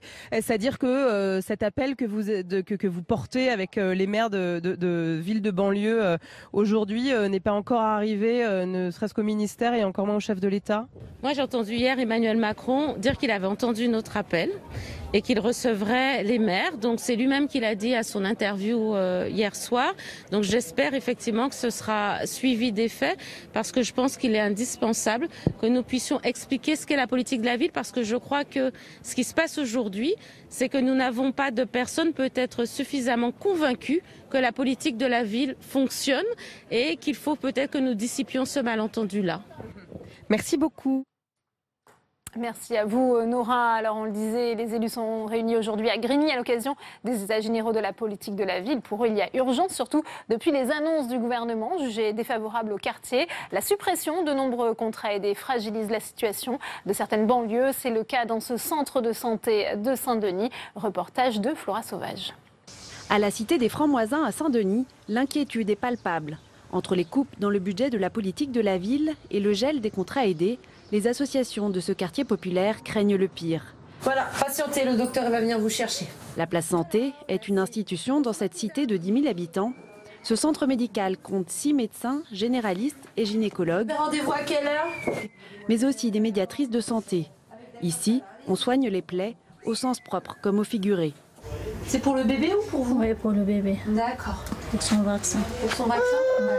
Ouidette occupe un emploi aidé. Après un licenciement, Elle a été embauchée pour assurer l'accueil et le tiers payant. Je vous mentirais si je vous dirais que je ne suis pas du tout inquiète. Moi, j'ai un contrat CUI, j'ai peut-être un CDI et je suis peut-être responsable de l'accueil et du tiers payant, mais je suis inquiète parce que c'est quand même un contrat aidé. Et malgré que même si j'ai un CDI, je pourrais être menacée. Ce centre de santé associatif compte 16 000 passages par an. Il emploie 18 personnes, dont 6 en contrat aidé. Didier Ménard a pris sa retraite après 30 ans d'exercice de la médecine au cœur de la cité. Il a remporté un pari un peu fou, faire venir dans ce quartier déshérité de jeunes médecins. Mais l'équilibre budgétaire reste fragile. Les consultations médicales fournissent à peu près la moitié du budget de l'association, mais l'autre moitié, il faut aller le chercher. Il faut aller le chercher dans des subventions, dans des aides. Bon. Les emplois aidés, une partie du salaire était payée par l'État. Donc c'était une forme de subvention. Aujourd'hui, ce qui nous pose problème, c'est évidemment la brutalité de la décision, du jour au lendemain. Deuxièmement, le fait qu'on ne sait plus où on va. On ne sait plus comment construire l'année 2018. Parce que si les emplois aidés, nous, ils s'arrêtent à la fin de l'année, là. Mais en 2018, qu'est-ce qu'on fait? Pour ce militant de l'accès aux soins pour tous, la perte des contrats aidés serait une catastrophe pour son association. Si on perd cela, c'est tout qui s'écroule. Et puis les médiatrices sont aussi en emploi aidé, un autre type d'emploi aidé. Mais comme la parole du gouvernement n'est pas respectée, ne respecte pas sa parole, aujourd'hui on n'a plus confiance. Donc on n'a pas de visibilité ce qu'on va devenir l'année prochaine. Et on sait que si on retire quelque chose qui étaye l'association, c'est tout qui s'écroule. Les jeunes médecins, ils ne resteront pas si le projet n'est plus porté dans sa dimension collective. Toi, qu'est-ce que tu deviens? Une dimension collective qui fait la force de ce lieu, car le travail des médecins va bien au-delà des soins. Les patients y trouvent une écoute particulière. Ça m'inquiète si ça ferme maintenant, comment on va faire? Il faut aller ailleurs. Dans ce quartier, où beaucoup de services publics ont déserté, ce centre de santé pourrait ne pas survivre à la politique de diminution des contrats aidés.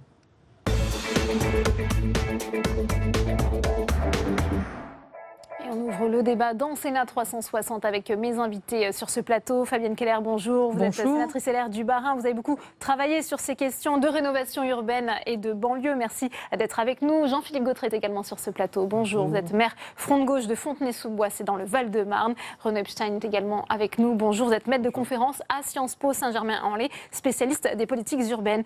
Jean-Philippe Gautret, première question pour vous, puisqu'on voit à travers cet exemple de ce centre de santé à Saint-Denis. C'est une menace qui plane sur les contrats aidés.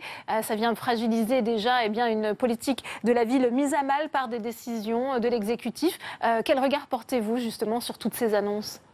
Je suis très inquiet. Le message du président hier ne nous a pas rassurés. D'abord parce qu'il a malheureusement dit que nous étions jaloux des baisses d'impôts à hauteur de 4,5 milliards. Or, successivement, nous avons la baisse des contrats aidés. Ça touche notamment le milieu associatif, l'éducation nationale. Moi, j'ai visité des écoles à la rentrée où, malheureusement, ce n'est pas de notre compétence, mais où les directeurs d'école nous demandaient de faire quelque chose. Or, ça met à mal ces questions-là. Et puis, la baisse des APL concomitamment qui met à mal le modèle du logement social en France. J'étais à Strasbourg au congrès HLM il y a 3 semaines. Et donc, successivement, c'est tous ces quartiers populaires qui sont, et les politiques publiques menées en direction de ces quartiers qui sont en danger.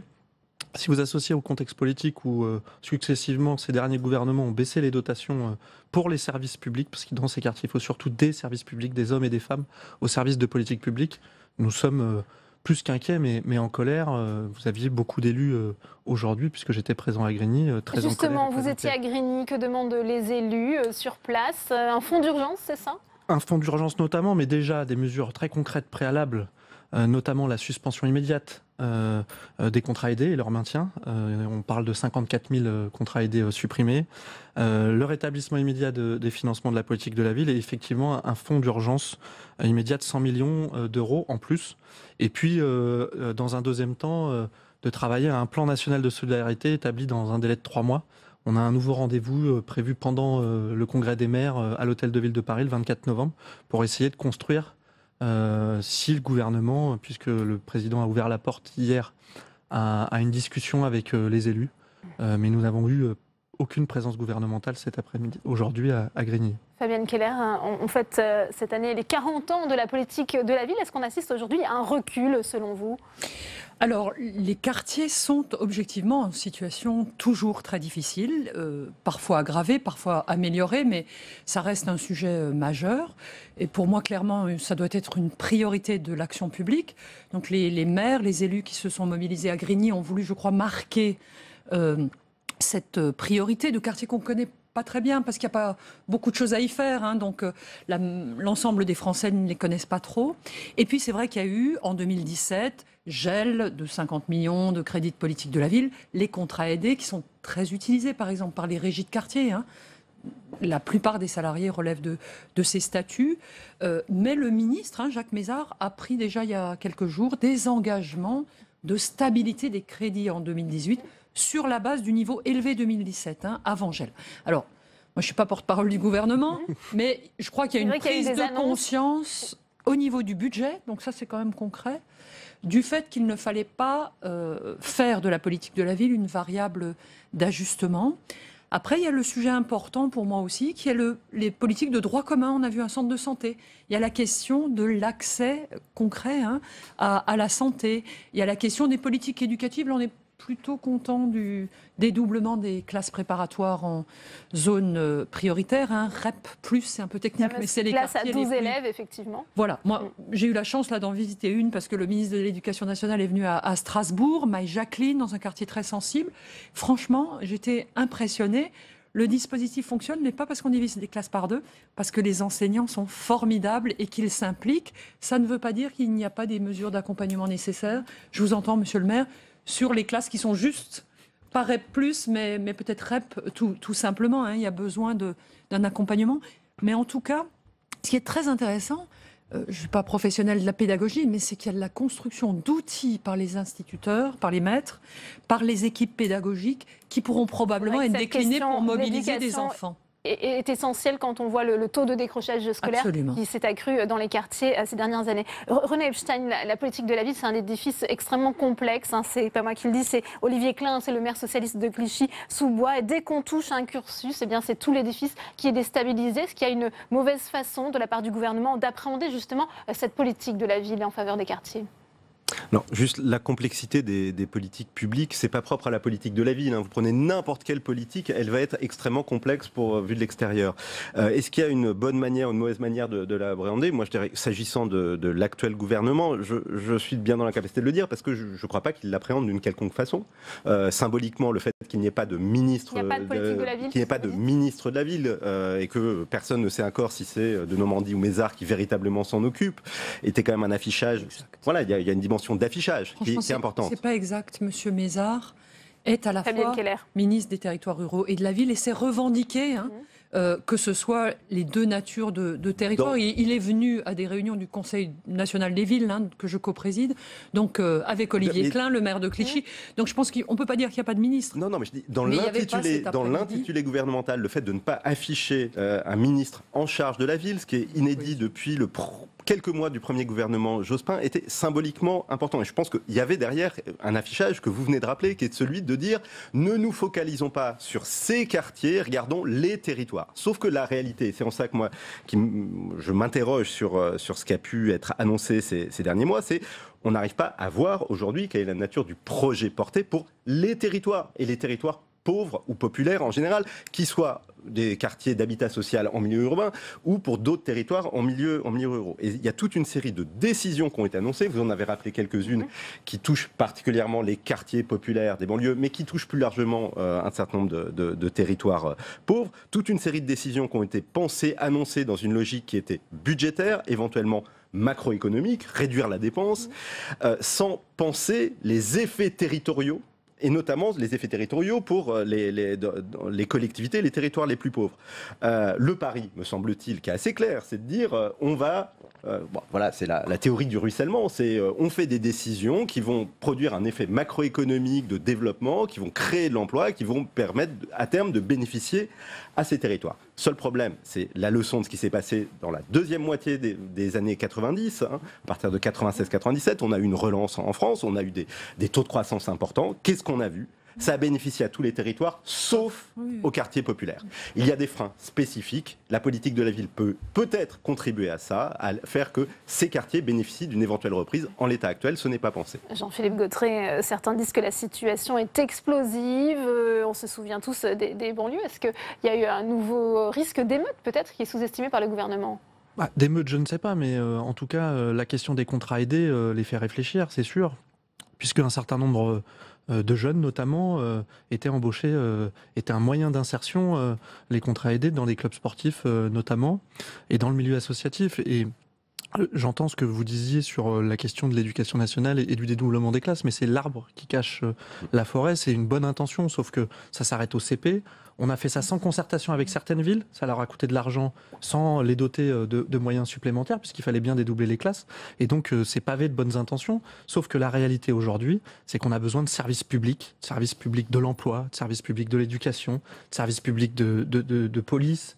Et vraiment, certes, il y a la politique de la ville, mais c'est toutes nos collectivités qui aujourd'hui ont besoin de continuer à avancer pour avoir des services publics au plus près des besoins des habitants. Alors avant de vous faire agir, Fabienne Keller, je vous propose d'écouter le coup de gueule de Rodolphe Thomas. C'est le maire d'Hérouville-Saint-Clair dans le Calvados, maire Modem. Il était présent à Grigny. Il répondait aux questions de Nora Hamadi. Rodolphe Thomas, donc vous êtes venu d'Hérouville-Saint-Clair ce matin pour assister à ces états généraux de la politique de la ville. En quoi était-ce important pour vous en fait d'être présent aujourd'hui ? Important et primordial pour faire en sorte que le gouvernement et donc tout particulièrement le président de la République prennent conscience de l'urgence de la situation des quartiers et particulièrement des quartiers politiques de la ville. Donc si nous sommes là tous réunis, plus de 1000 personnes, beaucoup de maires, ça représente, il faut le rappeler, plus de 5,5 millions de Français qui sont concernés par les quartiers politiques de la ville. Donc nous sommes là encore une fois pour se mobiliser, démontrer ce qui marche. Et il y a beaucoup d'actions qui fonctionnent, qui marchent et qui nous permettent justement de légitimer notre engagement citoyen en direction du gouvernement. On voit que là, on a une mobilisation en fait transpartisane des élus en fait venus de toute la France, de tous bords politiques. Est-ce à dire que c'est un signal clair que vous envoyez au gouvernement par rapport en fait à une politique qui est peut-être même criminelle par rapport aux baisses de dotation, en particulier sur ces territoires ? Moi, je le dis souvent, la politique de la ville, elle n'est ni de gauche ni de droite, elle est bonne ou elle est mauvaise. Et la politique de la ville, puisqu'on fête cette année les 40 ans, ont montré toute sa pertinence et l'urgence qu'on a pu trouver dans le cadre de cette détresse sociale et économique. Et donc oui, aujourd'hui, qu'est-ce qu'on fait ? Donc on se sent un peu laissé pour compte. Le gouvernement, dans la situation à laquelle il s'est positionné pour faire des coupes sombres dans la politique de la ville et dans les crédits politiques de la ville, eh bien aujourd'hui, si nous sommes là encore une fois, c'est pour faire résonner le gouvernement et que dans le budget 2018, il y ait inscrit une sanctuarisation de la politique de la ville. Et on l'a vu tout à l'heure, ça a été aussi l'ensemble de l'engagement des maires de tous bords politiques de dire ne nous abandonnez pas, nous faisons un travail, mais si vous ne prenez pas en considération tout ce qui a pu être initié, c'est une usine à gaz qui est en train de se préparer. Donc nous sommes, je le dis souvent aussi, allez, on va dire des hussards de la République, matin, midi et soir. Nous essayons d'apporter des solutions et des réponses. On ne peut pas nous abandonner. Et donc, comme on le dit, les budgets, les financements sont le nerf de la guerre. Mais quand c'est fait à bon escient, quand il y a véritablement une politique de proximité, eh bien, on réussit à faire des choses extraordinaires en proximité et vers la population en particulier. Dernière question. On voit que ni Jacques Mézard ni Julien Denormandie ne se sont déplacés aujourd'hui. Est-ce que pour vous c'est un mauvais signal ? Est-ce qu'il y a une rupture de communication avec le gouvernement ? Ils ont pourtant été invités, malheureusement. Donc effectivement, le ministre rayonne par son absence, ainsi que le secrétaire d'État.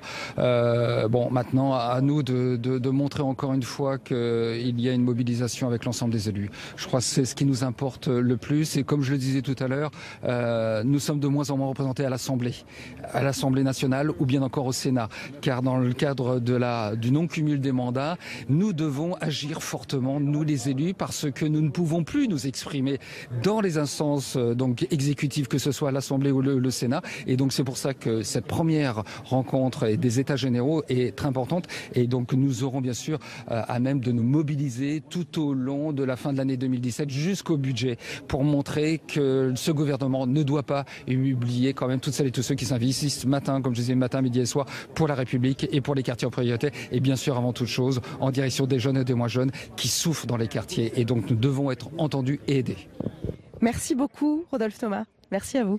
Merci à vous, Nora. Fabienne Keller, on voit un accord, une unanimité sur le constat de ce qui se passe aujourd'hui dans les quartiers. On sait que les élus appellent à une Grenelle de la fraternité dans les quartiers, à donner un second souffle à cette politique de la ville pour rentrer dans une nouvelle ère. Quelle solution? J'ai envie de vous poser cette question. Alors, les solutions ne sont pas simples, sinon il n'y aurait plus de politique de la ville. 40 ans après les premières vagues, on aurait rendu ces quartiers comme les autres. Moi, j'ai fait un travail là-dessus. En fait, il faut travailler sur tous les leviers. Le levier de l'éducation, qu'on évoquait tout à l'heure, étant absolument majeur. Mais il y a la question aussi du modèle, de l'exemplarité, des possibilités de stage. Un des sujets dans les quartiers fragiles, c'est ce fameux stage de 3e que les enfants font pour commencer à s'intéresser à leur avenir. Et ben, les pauvres, ils n'ont pas accès à des stages. Et souvent, les jeunes filles ont du mal à avoir l'accord des parents pour sortir de leur quartier et donc aller vers un avenir professionnel, une perspective qui les intéresse. Il y a la question de l'accès aux soins et donc de la santé des gens. Il y a la question, alors que j'avais pointé, des référentiels communs, c'est-à-dire la mémoire commune entre les habitants des quartiers fragiles et de l'ensemble des Français pour que le dialogue s'installe facilement quand on se rencontre. Enfin, les quartiers, c'est un enjeu pour la France entière parce que la ségrégation spatiale reste à l'œuvre, c'est-à-dire que les gens fragiles ont tendance à se regrouper dans ces quartiers qui ont quelques inconvénients, par exemple que leur fiscalité locale est très élevée, donc ça ne donne pas du tout envie aux classes moyennes de s'y installer. Donc il y a une série de phénomènes cumulatifs. Donc il est vraiment important, c'est l'honneur de la République, de proposer le même avenir aux jeunes des quartiers qu'à tous les jeunes de France. Renaud Epstein, Fabienne Keller parle de ségrégation spatiale. On se souvient des mots très durs de Manuel Valls qui avait parlé d'apartheid territorial. Est-ce qu'aujourd'hui on peut sortir de cette situation ? Alors on ne va pas revenir sur la controverse sur la question de l'apartheid. Est-ce qu'on peut sortir des situations de ségrégation territoriale ? Écoutez, en tout cas, ce que les historiens nous apprennent, c'est que la ségrégation est consubstantielle de la ville moderne. Alors est-ce qu'on peut aujourd'hui sortir des situations qui sont celles de nos villes ? On a investi depuis 2003 44-45 milliards d'euros pour organiser la démolition, reconstruction d'à peu près 500 quartiers. L'objectif qui était initialement fixé était un objectif de production de la mixité sociale. Le résultat est très net. La rénovation urbaine a transformé le visage des quartiers. On a réinvesti, les pouvoirs publics ont réinvesti dans des quartiers qui avaient été délaissés et c'est très bien comme ça. La population n'a pas changé. C'est le fameux plan Borloo. Et c'est peut-être très bien comme ça. Voilà, les pauvres, les minorités, les immigrés ont le droit d'avoir un cadre de vie de qualité. Peut-être que ce qui pose question, c'est est-ce que le cadre de vie, est-ce que derrière le cadre de vie, il y a les mêmes opportunités d'accès à toute une série d'offres urbaines, d'opportunités. Est-ce que la question, elle me semble être là. C'est peut-être pas le problème, est peut-être moins celle d'avoir des pauvres ou avoir une concentration de pauvreté, et celle des opportunités d'accès. Pas d'impact sur la mixité sociale, mais quand même des points positifs dans tous les crédits qui ont été accordés pour la rénovation urbaine. Des points positifs. On a refait des quartiers, on a réinvesti dans des quartiers qui méritaient de l'être. Voilà, mais ça ne résout pas la question sociale. Bon. Jean-Philippe Gautret. J'ai d'ailleurs signalé cette question-là, puisque Jean-Louis Borloo était présent et son initiative a été saluée, et c'est vrai. Mais il y a on a salué la question urbaine et se pose la question des politiques publiques menées. Et aujourd'hui, la vraie question, c'est celle-là. Moi, je fais partie, je suis le maire d'une ville en petite couronne, donc qui est très intégrée à la métropole du Grand Paris, au fait métropolitain. Et nous, on porte le fait d'une ville accessible à tous, quelle que soit sa catégorie socio-professionnelle, socio-économique. On porte la question des transports, les investissements majeurs. C'est très important. La question de la mixité avec le logement, nous on a 33% de logements sociaux et ça nous va très bien et on a une forte mixité sociale. Voilà. Au-delà des questions de santé, on a 2 centres de santé, ils sont très importants. La question de la désertification médicale, même pour une ville qui a des quartiers populaires mais qui est aussi une ville attractive puisqu'il y a du développement économique, cette question elle est posée partout. Question de l'éducation, oui, effectivement, il nous faut des politiques de droit commun qui visent à lutter contre la spéculation foncière, notamment dans les grandes métropoles, là où dans les zones denses, et faire en sorte qu'on ait des politiques de droit commun qui permettent à tout un chacun de vivre décemment avec des politiques publiques qui permettent de gommer les inégalités. Il y a de l'égoïsme territorial aussi, Fabienne Keller, en ce qui concerne la péréquation entre les communes riches et les communes pauvres. L'égoïsme, non, il y a une réalité. En fait, ce n'est pas un apartheid parce que ce n'est pas volontaire. Hein. C'est une ségrégation qui s'est opérée, c'est la faute à tout le monde et à personne. C'est des mécanismes très forts qui sont à l'œuvre et qui fait que des populations fragiles se regroupent plutôt dans certains quartiers.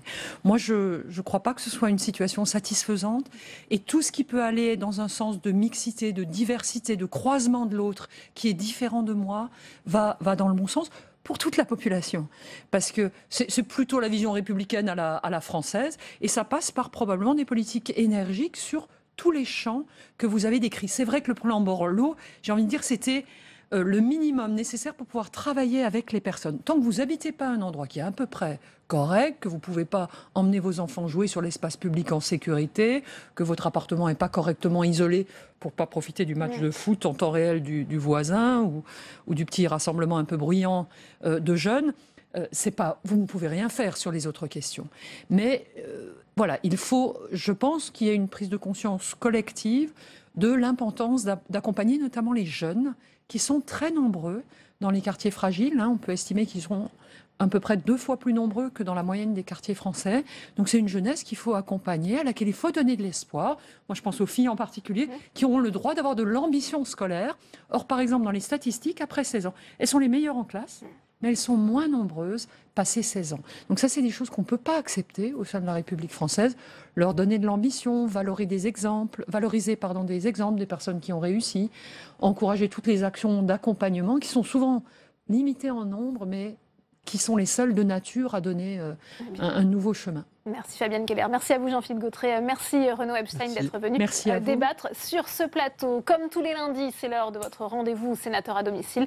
Aujourd'hui, direction les Côtes-d'Armor. Les sénateurs, les Républicains, Michel Vaspart, se bat depuis des années sur le dossier de l'envasement de la Rance. Avant d'en parler avec lui, on va tout de suite regarder ce reportage de Samia Dechir. Voici l'écluse du Châtelier. Elle sépare les eaux fluviales et maritimes de la Rance. D'un côté, un paisible port breton. De l'autre, de la vase à perte de vue.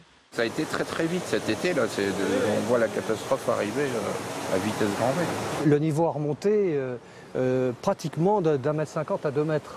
Oh oui, facilement. Oui. Sénateur des Côtes-d'Armor, Michel Vaspart a vu le paysage se transformer. Ce chenal-là était complètement dégagé, il y a encore quelques années d'ailleurs. Vous n'aviez pas cette montagne de vase, elle était beaucoup plus basse. Vous aviez ici les carlets, c'était des pêcheurs de carlets. Aujourd'hui, il n'y a évidemment plus de carlets, il n'y a plus de sol, il n'y a plus de carlets, il n'y a plus ces poissons-là. L'envasement d'un estuaire est en partie naturel.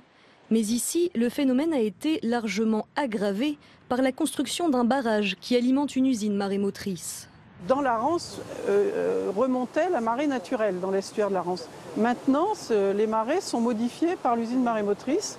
Elles sont réduites en amplitude et elles sont réduites aussi en vitesse de courant. Quand il y avait du courant, quand la marée était naturelle en Rance, il y avait un courant très fort en Rance.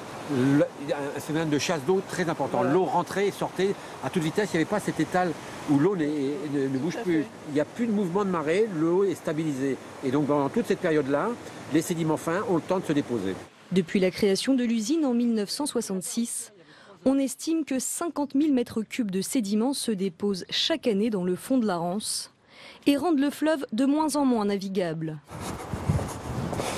Monsieur Griffon, bonjour.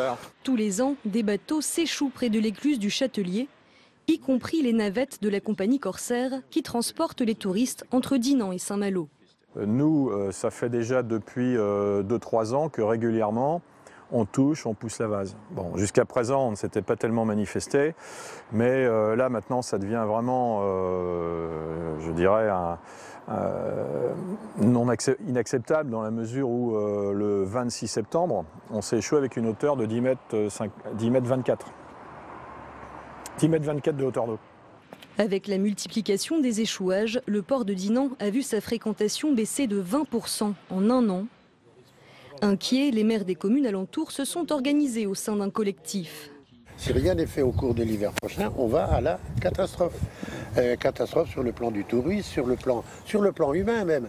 Si un jour un bateau arrive et se plante et se couche du mauvais côté, et là on va avoir des problèmes énormes.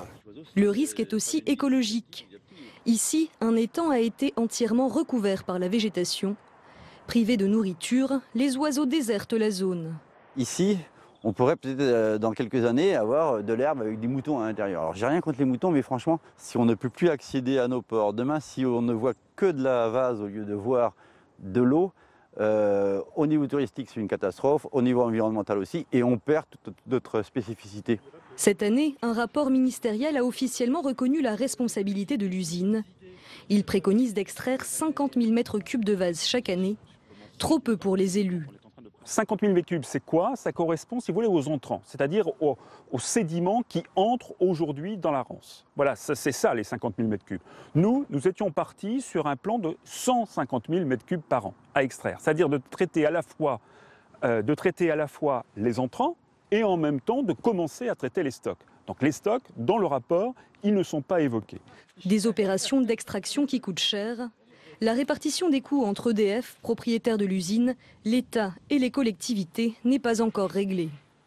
Et justement, Michel Vaspart nous a rejoint sur ce plateau. Bonjour, sénateur Les Républicains des Côtes-d'Armor. On vient de voir dans ce reportage de Samia Dechir aujourd'hui, l'envasement de la Rance est incontesté. Il y a eu ce rapport commandé par Ségolène Royal. Où est-ce qu'on en est justement dans les préconisations? Est-ce que ça coince uniquement à cause du financement?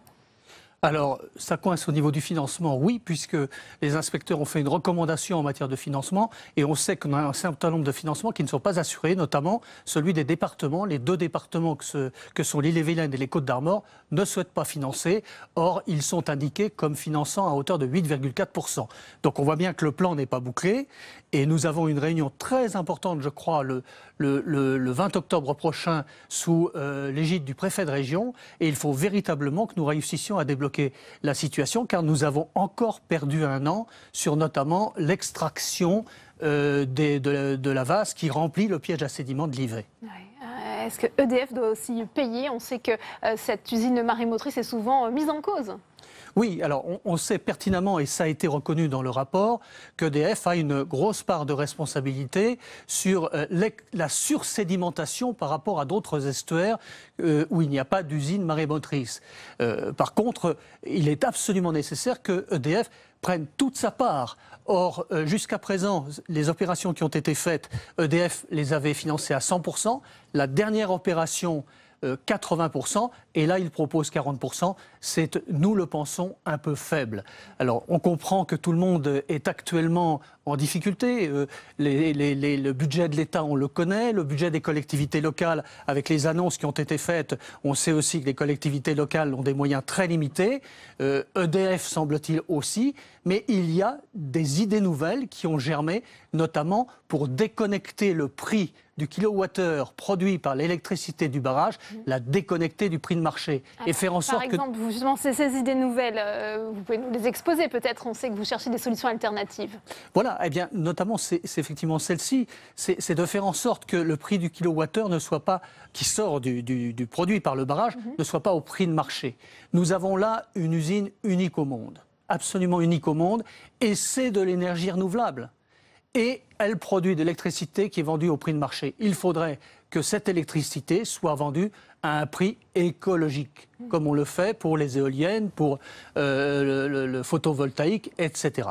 Donc ça, je crois que c'est absolument indispensable que nous réussissions à le faire, de façon à pouvoir financer, comme l'a dit d'ailleurs le maire de Dinan tout à l'heure dans le reportage, une extraction des stocks, car nous ne nous satisferons pas simplement d'une extraction des 50 000 mètres cubes qui correspondent à l'apport annuel sur les 5 prochaines années. Vous avez pu interpeller Nicolas Hulot sur le sujet. Il connaît bien la situation. Il emprunte lui-même cet estuaire régulièrement. C'est ce qu'il vous a dit. En tous les cas, est-ce que vous avez bien confiance en Nicolas Hulot pour faire davantage avancer ce dossier ? Alors écoutez, Ségolène Royal, je l'avais effectivement interpellée en 2016. Elle a commandé ce rapport d'inspection. Ségolène Royal ne connaissait pas forcément très bien le dossier, mais néanmoins, elle a senti que c'était nécessaire de s'en occuper. Nicolas Hulot habite Saint-Lunaire. C'est un ministre qui connaît absolument bien la côte d'Émeraude et l'estuaire de la Rance, et on peut penser qu'il prendra ce dossier à bras-le-corps. Enfin, c'est en tout cas ce que nous souhaitons beaucoup, et c'est une attente très forte des habitants de notre territoire. C'est une attente sociétale forte. Il y a urgence, effectivement, à extraire ces sédiments, ça a été rappelé dans le reportage de Samia Dechir. Oui, c'est urgent et il faut que les décisions soient prises vraiment dans les tout prochaines semaines. Eh bien, merci beaucoup à Michel Vaspart d'être venu en parler sur le plateau de Public Sénat. C'est la fin de cette édition. Merci à vous de l'avoir suivi. À 18h30, on va plus loin, présenté par Rebecca Fitoussi. Très bonne soirée et à demain, 16h30.